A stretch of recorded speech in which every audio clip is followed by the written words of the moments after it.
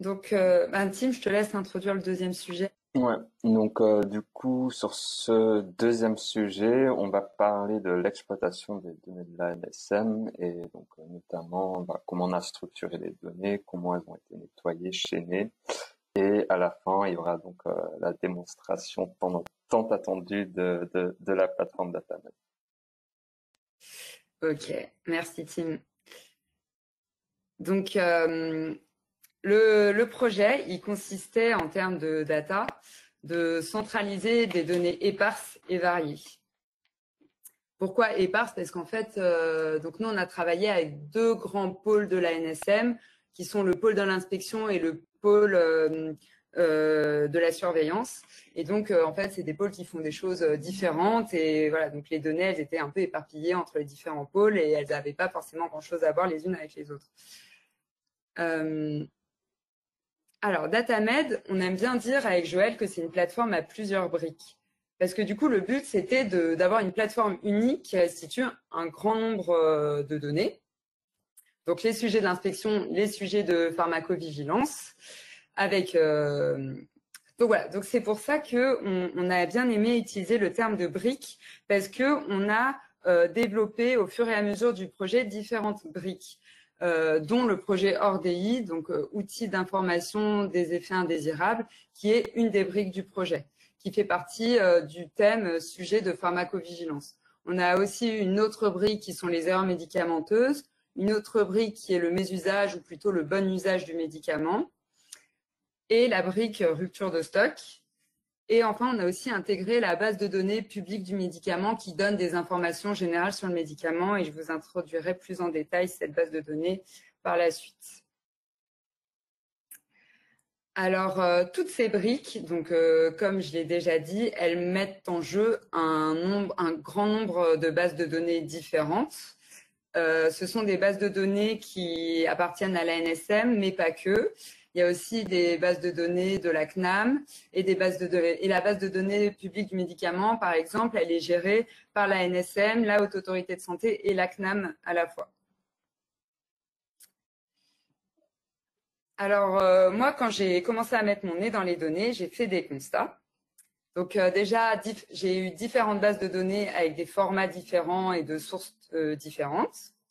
La qualité des données était hétérogène. J'ai eu affaire à des données structurées et j'ai aussi eu affaire à des données écrites à la main avec des données manquantes, ce qu'on appelle un peu dirty data, comme les 257 fichiers Excel dont je vous parlais tout à l'heure. Et aussi, je me suis rendu compte que l'utilisation d'un référentiel n'était pas systématique, alors qu'utiliser un référentiel commun, ça permet d'agréger les données et de relier les différentes bases de données entre elles facilement. Donc, comment relier ces données entre elles? Eh bien, surprise, donc j'ai utilisé la base de données publique de médicaments comme base de données pivot pour relier les données entre elles. Donc, cette base de données, elle est officielle, fiable et régulièrement mise à jour. Ah oui, désolé, c'est moi qui ai cliqué quelque part. Et donc, c'est la base de données qui est mise à jour par la NSM, la Haute Autorité de Santé et la CNAM à la fois. Et elle est très pratique parce que, de par sa fiabilité. Et elle contient la liste des spécialités avec leur code, des présentations avec leur code, des substances actives avec leur code et leur liaison entre elles. Et vous ne savez pas ce que c'est spécialité, présentation, substance active. Donc, Tim va vous expliquer ce que c'est. Oui. Ça passe pas. J'arrive ouais, voilà. Donc voilà, c'était du coup on a structuré, comme Lynn l'a expliqué, principalement les données autour des spécialités et substances actives, mais il faut savoir qu'il y a un certain nombre de nomenclatures qui sont utilisées pour les médicaments, dont j'en ai affiché 4 assez parlants ici, où on a un peu une forme de cône avec donc ce qui est très précis en 1 jusqu'au moins précis dans le socle.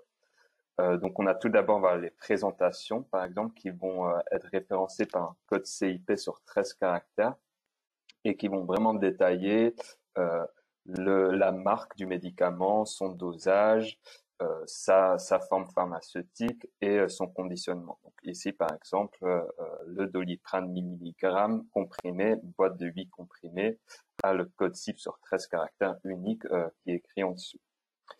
Ensuite, on a un niveau de granularité un peu plus avec moins de détails qui est la spécialité, qui va lui donner donc juste le nom de marque, le dosage et la forme pharmaceutique, avec un code 6 associé cette fois, donc sur 8 caractères. Et donc, voilà, les présentations sont imbriquées donc les présentations de Doliprane sont imbriquées dans cette spécialité Doliprane. Ensuite, on a le produit qui est le nom de marque seul du médicament, donc le Doliprane en l'occurrence, avec un code associé aussi. Et enfin, donc la substance active qui pour le Doliprane et le paracétamol, pour lequel on a un code substance sur 5 chiffres. Et donc, faut à noter qu'un médicament peut contenir plusieurs substances actives, bien sûr. Et voilà, là il y a donc 4 nomenclatures, mais il faut savoir qu'il y a aussi d'autres codifications qui sont utilisées, comme les codes UCD ou ATC, par exemple. Merci, Tim. Alors, donc la base de données publique du médicament, comme elle recense toutes les spécialités et toutes les substances actives, elle nous a été hyper utile. Et à partir de cette base de données, on a pu faire une table spécialité, donc avec les codes spécialité, le code 6, le nom de la spécialité, forme pharmaceutique, enfin des informations qui peuvent être intéressantes, une table substance avec le code substance et le nom de la substance, et la table spécialité substance qui met les deux en commun. Donc par exemple, qui va recenser le code 6 du Doliprane 500 mg comprimé, et en face, le code substance du paracétamol. Okay. Ouais. Alors, comme vous le verrez tout à l'heure, la principale feature de notre plateforme, c'est la barre de recherche où le grand public pourra faire une recherche simple sur un médicament qu'il consomme ou sur une substance active qui l'intéresse. Donc, il pourra rechercher Doliprane 500 mg comprimé, tout comme il pourra rechercher paracétamol. Et donc, c'est pour ça que ces tables spécialité et substances, elles étaient hyper utiles avec la table spécialité substance au milieu pour les mettre en commun. Parce que, alors là, j'ai l'impression que ça met du temps à se rafraîchir. Ouais.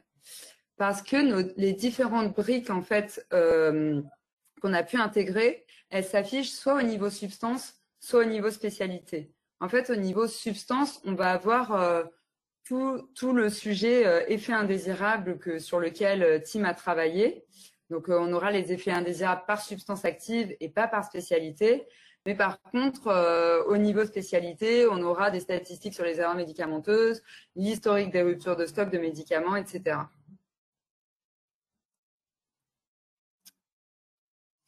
Donc, je vais un tout petit peu détailler comment est faite la mécanique.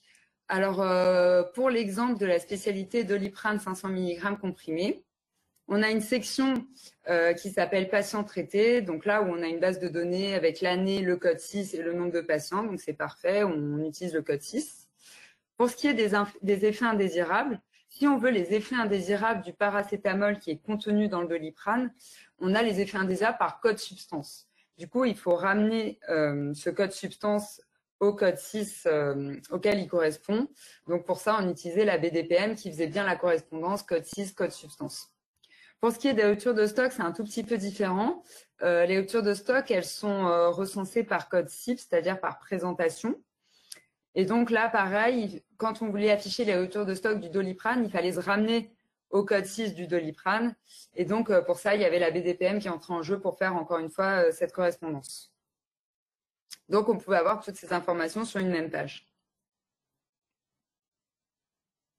Donc, autour de Tim de parler de ORDI. Alors, du coup, ce que Lynn vient de dire, c'est que les effets indésirables étaient donc restitués par code substance, mais donc faut savoir que avant de pouvoir les mettre par code substance, il y a eu tout un traitement qui a été fait dans la brique ORDI, donc que je vais vous exposer maintenant. Tout d'abord, donc ORDI, je rappelle, c'est un outil d'information des effets indésirables des médicaments. C'est un projet qui est porté par la NSM et qui est lauréat du premier appel à projet du F-Data Hub. Et dans ce sens, il bénéficie d'un accompagnement humain qui va leur aider à réaliser le projet. Donc, en l'occurrence, la mise à disposition d'un data scientist, en l'occurrence moi-même, à mi-temps depuis juillet 2020. Et donc, ce projet-là, comme ça a été dit, a été intégré a posteriori dans DataMed. L'objectif était de développer un outil à destination du grand public initialement pour permettre de restituer automatiquement des indicateurs sur les effets indésirables des médicaments. Et il y avait donc plusieurs défis à relever qui rejoignent un peu déjà les défis qu'on vient d'évoquer sur la standardisation des nomenclatures des médicaments, développer une interface visuelle intelligible et à terme, il y aura aussi donc vocation à utiliser les données SNDS pour approximer le niveau d'utilisation des médicaments et permettre de restituer des approximations du taux de déclaration des effets indésirables par médicament. Donc voilà un peu l'imbrication.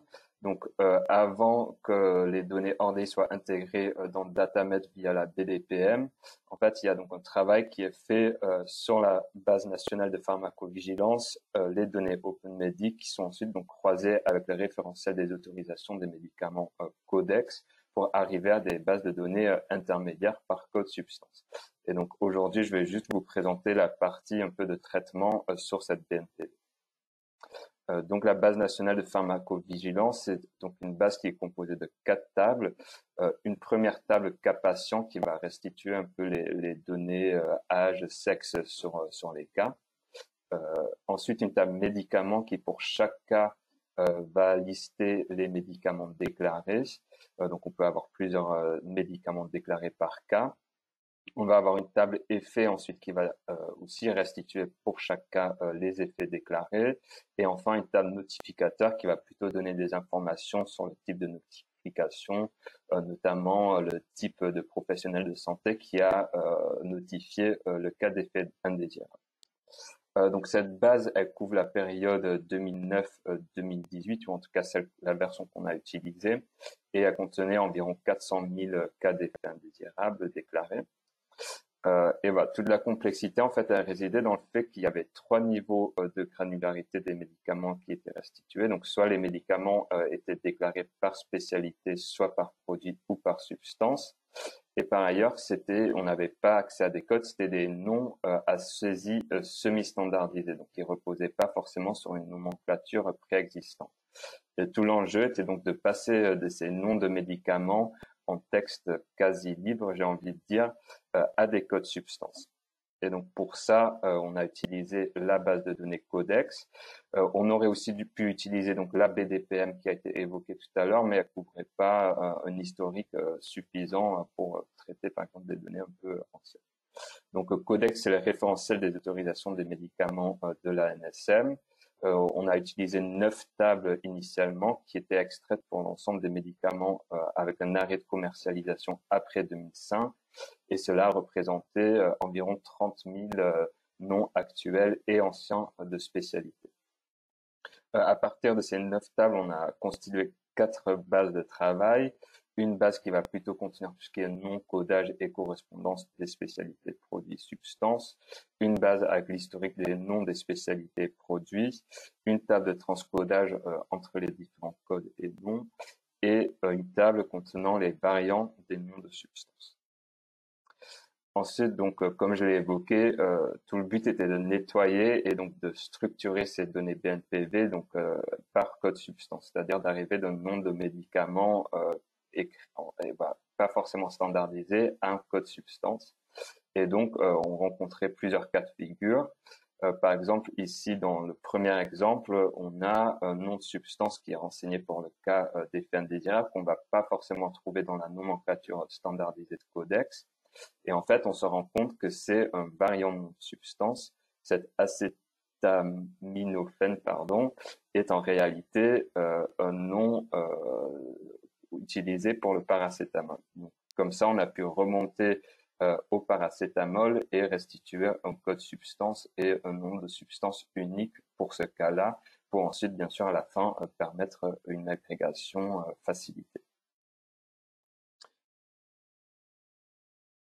Alors, l'exemple 2, c'est par exemple où on a un cas qui est codé avec un nom de produit.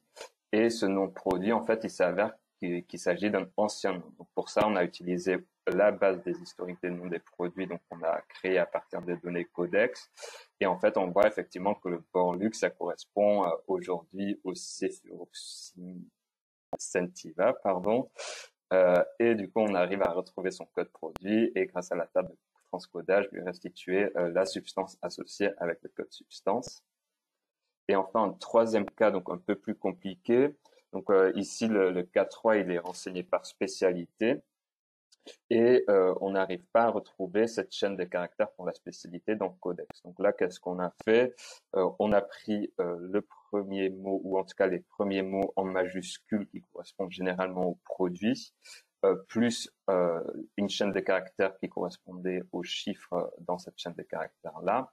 Et on a ensuite essayé de trouver, est-ce que dans ce cas de figure-là, j'arrive à trouver des chaînes qui ressemblent à cette chaîne-là dans le codex. Et effectivement, du coup, j'en trouve deux, mais toujours pas d'identique. Et donc là, ce qu'on a fait, c'est qu'on a calculé un score de similarité sur ces chaînes de caractères-là pour sélectionner ceux qui matchaient le mieux. Donc en l'occurrence ici, la poudre pour solution injectable en flacon. Et toujours la même chose, grâce à la table de transcodage, on arrive à restituer la substance associée. Rapidement, pour évaluer la similarité donc entre deux chaînes de caractères, il y a plein de méthodes qui sont disponibles. Moi, j'en ai testé quelques-unes. J'avais l'impression que dans le cas de figure sur les noms de médicaments, en tout cas, mais empiriquement, j'avais l'impression que le Optimal String Alignment, le OSA, fonctionnait le mieux.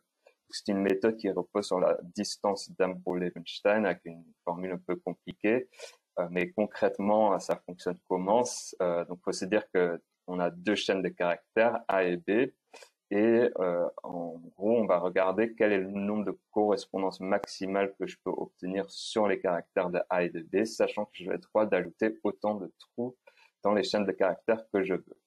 Donc, en dessous, à gauche, j'ai un exemple un peu concret d'une chaîne de nucléotides, puisque c'est une méthode qui est utilisée assez fréquemment en génétique. Et donc ici, on voit que le score optimal qu'on peut obtenir, le nombre de correspondances optimales qu'on peut obtenir entre ces deux chaînes de caractères est de 6. Et donc ensuite, ce score-là, il est standardisé, bien sûr, par rapport à la longueur des chaînes de caractères comparées. Et on arrive à un OSA, donc un indicateur entre 0 et 1, qui va indiquer donc pour 1 une correspondance optimale et pour 0 pas de correspondance du tout. Et donc par rapport à l'exemple précédent, c'est juste pour montrer que du coup l'option retenue scorait le mieux avec ce score OSA. Enfin, donc ici un récap un peu du flux de traitement des données. Donc on est parti de 4 tables qu'on a essayé de recompiler ensemble. On arrive donc sur une base brute BNPV de 1 million d'observations où une observation correspond à un couple cas médicament. Et donc tous ces données-là sur la période 2009-2018. On a ensuite donc nettoyé ces données, donc c'est-à-dire enlever des valeurs, les valeurs aberrantes, des données manquantes par exemple. On arrive donc à 2% d'observations éliminées.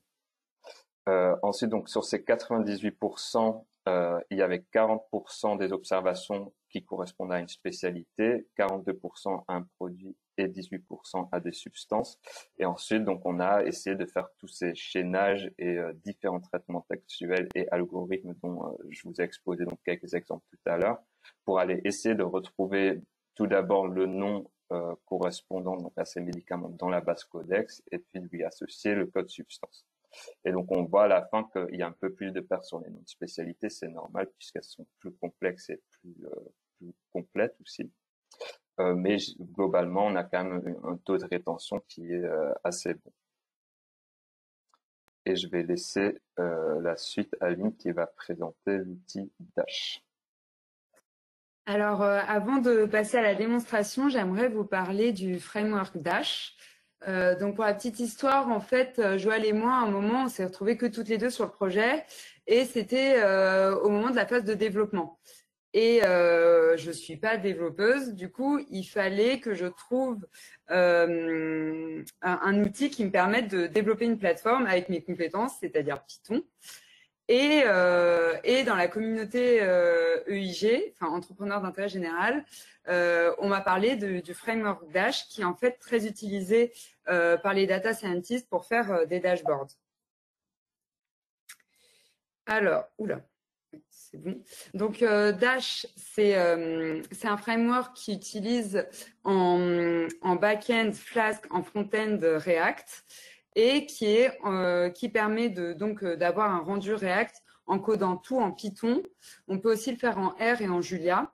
Et donc, traditionnellement, c'est utilisé pour faire des dashboards, par exemple, pour les data scientists dans des boîtes qui voudraient faire des rapports aux équipes business, par exemple. Donc, ils peuvent utiliser ça pour faire très rapidement des comptes rendus.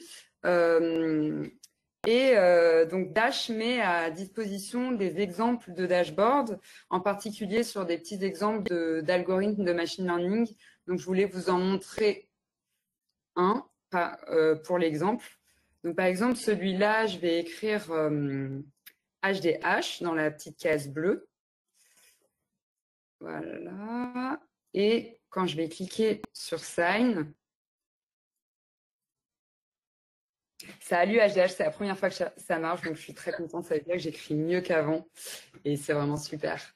Voilà, donc ça, c'est un petit exemple de petite application faite avec Dash, donc entièrement en Python. Voilà, qui permet de faire des choses assez sympas, des exemples de machine learning, c'est assez cool. Donc, les bons points que j'ai retenus de ce framework, c'est que donc c'est du HTML wrappé dans du Python, donc on peut faire tout ce qui est possible en HTML avec Python. Il y a aussi les composants Bootstrap pour les développeurs qui connaissent, qui sont intégrés dans une librairie, donc très facile à faire. De toute façon, vous allez les voir juste après. Donc, ça permet un prototypage ultra rapide et c'est vraiment ce dont on avait besoin, avec une courbe d'apprentissage assez rapide. Pour les gens qui codent en Python, c'est facile et il n'est pas nécessaire d'avoir des connaissances en JavaScript.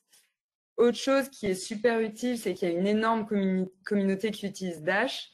Du coup, s'il y a un truc qui ne marche pas, s'il y a une erreur quelque part, vous pouvez être sûr que quelqu'un l'a déjà eu avant. Et il suffit de chercher sur Internet et on a la réponse. Et le déploiement est très rapide et très simple. On a pu déployer sur Heroku, c'était hyper facile. Les mauvais points, c'est pour ceux qui aiment bien typer. Le typing n'est pas terrible, mais je crois qu'il va être amélioré dans les futures versions de Dash. Pour les développeurs qui aiment bien TypeScript, c'est pas encore supporté pour le développement des composants. Et assez vite, il y a trop d'appels au serveur, donc ça peut être limitant. Donc, je vous recommande vraiment pour les data scientists et même les autres de prototyper avec Dash. Donc, on va passer à la démonstration et je laisse la main à Joël. Donc là, c'est la version qui est en train d'être développée. Pour l'instant, on ne peut pas encore la montrer au public parce que on est en attente de validation du contenu. Mais là, comme vous pouvez voir, on a vraiment notre key feature, notre fonctionnalité principale qui est axée autour du médicament.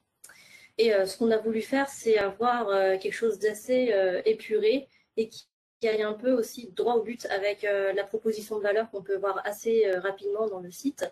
Ça veut dire qu'on sait qu'est-ce que c'est, quel est son but, à qui ça s'adresse, et également quels sont les types de données qui sont concernés.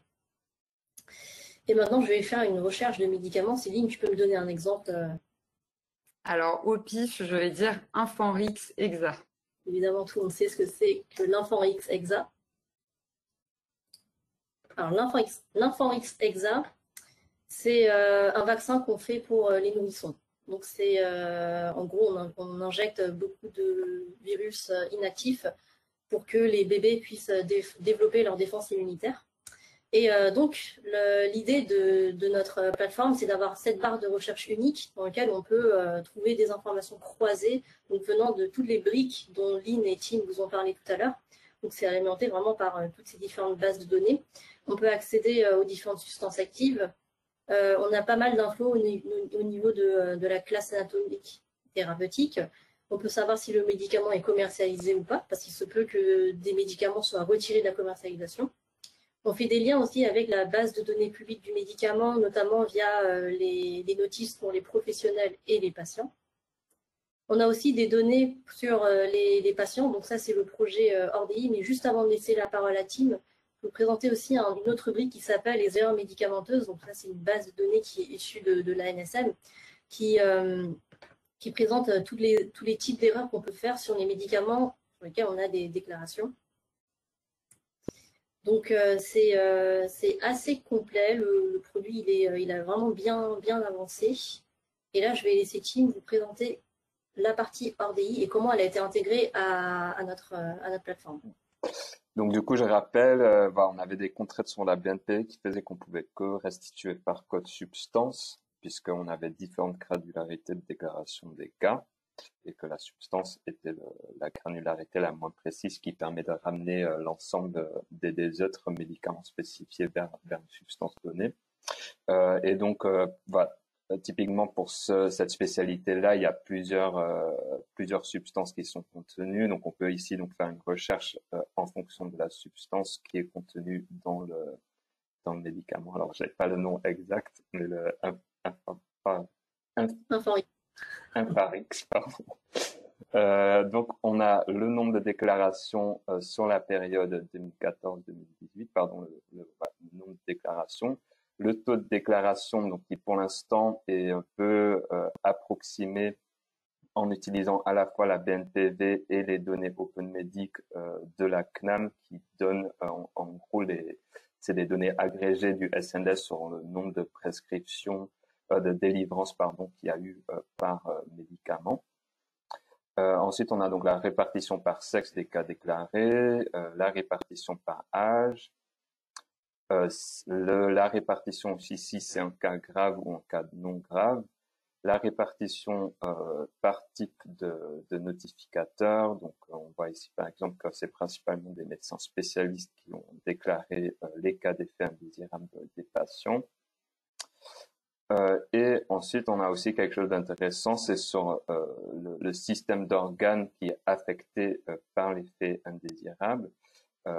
Donc ici, grosso modo, on voit par exemple que 64% des cas d'effets indésirables ont déclaré des troubles généraux et anomalies au site d'administration. Et donc, quand on clique dessus, on peut même voir un peu dans le détail sur qu'est-ce qui a été le plus déclaré parmi ce système d'organes-là. Et donc ici, le cas se présente pas, mais bien sûr, on a veillé à la confidentialité des données, c'est-à-dire que dès lors qu'une strate présentait moins ou 10 ou moins de 10 cas, dans ce cas-là, le graphique n'est pas affiché. Dans certains cas, par exemple, des graphiques n'apparaissent pas, puisque en recroisant avec les pourcentages et le nombre de cas total qu'on a au-dessus, on pourrait retomber sur des strates avec moins de 10 cas et donc potentiellement réidentifiantes. Sur les ruptures de stock, je vais laisser Lynn présenter. Alors, je vais vous présenter une des importantes briques du projet qui sont les ruptures de stock. Donc, projet mené avec la direction de l'inspection de la NSM. Alors, on a voulu par spécialité restituer l'historique des ruptures de stock de médicaments. Donc là, vous pouvez voir que sur Infanrix, les ruptures de stock qu'il y a eu. Donc avec le nom, j'arrive pas du tout à descendre. Joël, si tu peux descendre pour moi un peu. Ouais, merci.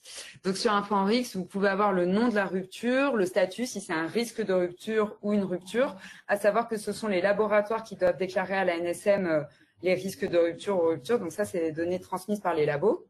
Le circuit qui est touché, hôpital ou ville, parce que c'est différentes commandes, et la cause de la rupture, la date future de remise à disposition. Donc, ce sont des informations qui peuvent intéresser les patients, surtout les patients chroniques qui s'intéressent de très près à leur santé.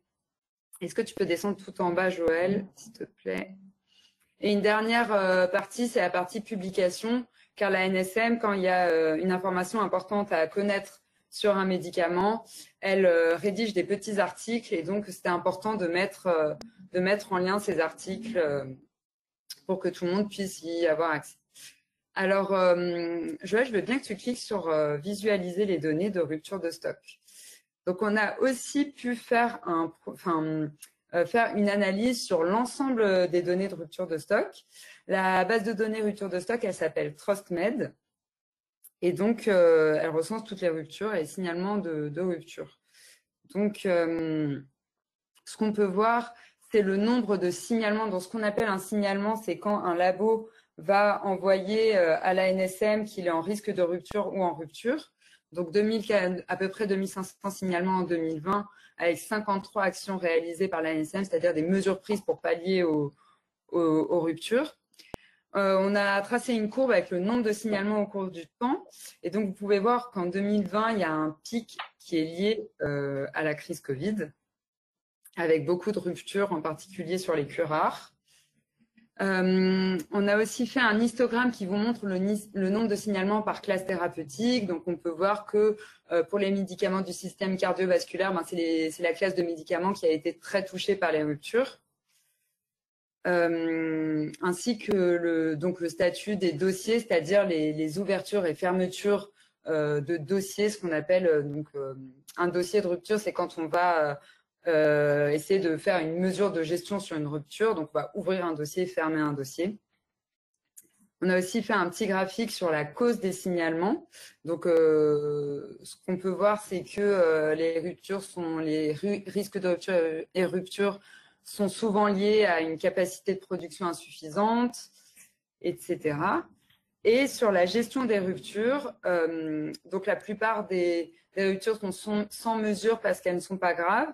Et quand il y a une mesure de gestion, donc là, on peut voir un peu les statistiques. Donc, qu'est-ce qui est mis en place, contingentement, restriction du circuit de distribution, importation, etc. Voilà, donc tout ça, c'est encore en phase de test. On fait encore des tests utilisateurs dessus pour améliorer les graphiques. On a commencé à intégrer la brique du bon usage du médicament avec la direction de la surveillance. Et voilà, je crois qu'on a fini sur la démo. Ouais. Voilà. Merci. Et tout ça, ça a été codé en Python. Voilà. Avec quelques éléments en React qui ont été faits par Jordan, le développeur. Mais sinon, à part la barre de recherche qui est un élément React et le menu déroulant à gauche, c'est tout du Python et du coup, c'est trop génial. Voilà. Merci. Et d'ailleurs, ça a été codé en 3 mois, 4 mois? Ouais, donc on a commencé le développement en février. Alors, pour conclure, donc, je vais réinsister sur le fait que pendant ces 10 mois, enfin ces 9 mois sur lesquels on a vraiment travaillé sur le projet, on s'est mis dans une optique de MVP, c'est-à-dire Minimal Viable Product. Donc, le but, c'était de designer et développer le minimum pour tester hyper rapidement le besoin et si les usagers ils comprenaient ou non ce qu'on avait produit, s'ils aimaient ce qu'on avait produit, etc. Donc, en grand 1, c'est mettre à disposition juste ce qu'il faut de features. On ne va pas partir dans un développement hyper compliqué qui apporte rien. Par exemple, imaginons quand je tape A dans la barre de recherche, la barre devient verte. Quand je tape B, elle devient bleue. Ça sert à rien, c'est pas prio. Donc, on n'a pas fait ça. Voilà, donc on est vraiment allé à l'essentiel. Donc, dans le but de satisfaire les premiers usagers, donc nos premiers testeurs, les médecins, les agents de la NSM, les professionnels de santé avec lesquels on est en contact. Et en 3, permettre d'avoir un feedback rapide pour développer et itérer sur la plateforme. Donc, pourquoi je dis ça? Parce que, en fait, aujourd'hui, au niveau technique en tout cas, l'alimentation de la base de données qu'on utilise pour la plateforme, elle n'est pas parfaite. Aujourd'hui, donc, les données de la BDPM, on les récupère en récupérant le lien de la base de données. Donc ça va, c'est automatique. Par contre, sur les projets RDI, erreurs médicamenteuses et rupture de stock, c'est des Excel qu'on m'envoie, que Tim m'envoie, que les agents de la NSM m'envoient et que j'injecte. Et en fait, demain, ce serait bien qu'on nous mette en place des serveurs qui puissent permettre aux agents de réaliser leurs extracts et que régulièrement, ils mettent leurs extracts Excel ou CSV dans ces serveurs et que du coup, la moulinette tourne automatiquement toutes les semaines, toutes les 2 semaines, tous les mois pour avoir quelque chose de vraiment automatique. Hélas, on n'a pas l'autorisation d'aller taper directement dans les bases de données. C'est pour ça que ça marchera toujours sur des extracts Excel, mais c'est toujours un peu plus automatique quand c'est un agent qui a cette tâche récurrente que moi qui envoie un mail. Vous pouvez dire oui, bonjour, est-ce que tu peux m'envoyer l'extract? Voilà. Donc, ce serait le plus beau des futurs pour cette plateforme. Mais comme on a dû aller vite, voilà, on n'a pas encore mis ça en place. Et en termes de perspective, on recrute un dev full stack pour la suite parce qu'on a encore pas mal de briques à implémenter. Donc, si jamais vous êtes intéressé, n'hésitez pas à nous contacter. Et pour la suite, justement, en parlant de ces briques, Lynn vous a parlé du bon usage des médicaments, c'est notre futur sujet, mais Tim travaille aussi avec un sujet sur la grossesse. On a aussi d'autres sujets comme les essais cliniques et la cartographie des sites de fabrication. Et comme on a dit tout à l'heure, la NSM n'a pas que des données autour des médicaments, il y a vraiment beaucoup d'autres choses. Et là, on continue à itérer, tester, modifier jusqu'au bout, quoi.